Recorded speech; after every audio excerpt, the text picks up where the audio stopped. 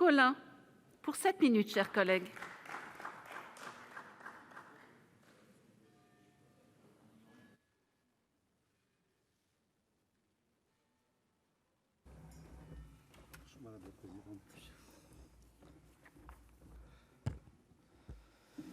Madame la présidente, monsieur le ministre, garde des Sceaux, monsieur le rapporteur général, mes chers collègues, cela fait plus de 6 ans que des personnes coupables d'infractions pénales n'ont toujours pas vu l'ombre d'un centre pénitentiaire. Harcèlement moral ou sexuel au travail, exercice illégal de la médecine ou encore vente et fabrication de médicaments falsifiés, en l'absence d'homologation, l'ensemble de ces infractions ne sont réduites qu'en amende et peines complémentaires. Comme vous le savez, en Nouvelle-Calédonie, le Congrès et les 3 assemblées de province disposent du droit de légiférer en matière pénale.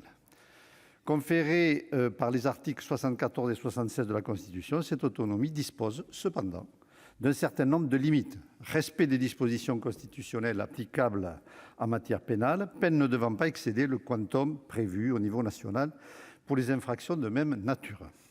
Plus que tout, les peines privatives de liberté sont soumises à une homologation du Parlement français.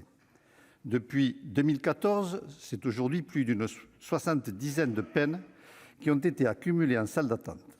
De bon augure, cette loi va ainsi permettre enfin, monsieur le garde des Sceaux, de combler un vide juridique important en Nouvelle-Calédonie.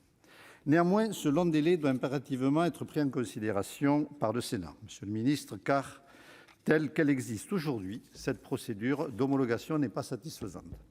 La réponse apportée aujourd'hui est ponctuelle. Nous demandons qu'elle devienne régulière. Pour permettre une bonne administration et exécution de la justice, elle devrait intervenir au minimum une fois par an. La procédure doit ainsi, de toute urgence, être simplifiée. On peut aussi s'interroger sur l'opportunité d'autres véhicules d'homologation qui seraient plus souples et qui pourraient prendre le relais du Parlement. De plus, ce texte nous rappelle à quel point les sujets ultramarins ne sont pas assez prioritaires.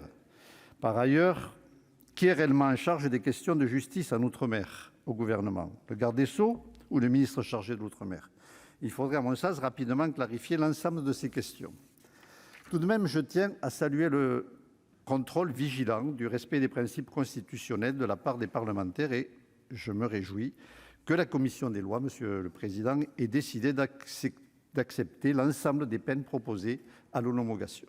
Cela va réellement permettre au droit néo-calédonien d'avancer rapidement et ce, dans la bonne direction.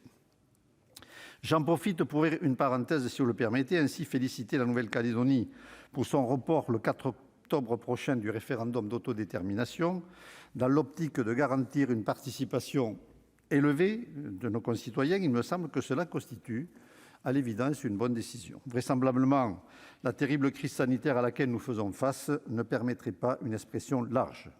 On a pu, hélas, le mesurer sur le territoire métropolitain il n'y a pas si longtemps. J'aimerais aussi saluer l'initiative Outre-mer en commun, lancée par le gouvernement et l'AFD, dédiée au soutien des collectivités locales et des entreprises ultramarines. Chiffré à 1 milliard d'euros, ce plan devrait foncièrement aider les économies ultramarines à relever la tête.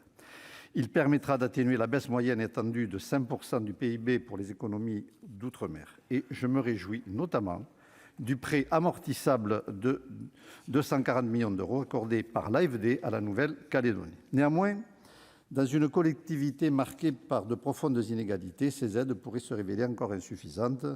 Pour les jeunes notamment, 36% d'entre eux sont marqués par le chômage. Et dans ces conditions, l'insertion sur le marché du travail à la rentrée pourrait se révéler catastrophique. Il faut de toute urgence appuyer la relance économique dans tous nos territoires. Enfin, comme l'a très bien souligné le nouveau ministre, M. Lecornu, les territoires d'outre-mer, ce n'est pas une affaire d'identité, mais une affaire de cœur. Par conséquent, concernant ce texte qui nous occupe aujourd'hui, j'espère donc, et ce de tout cœur, que nous trouverons, et ce rapidement, une solution afin de simplifier la procédure d'homologation en Nouvelle-Calédonie.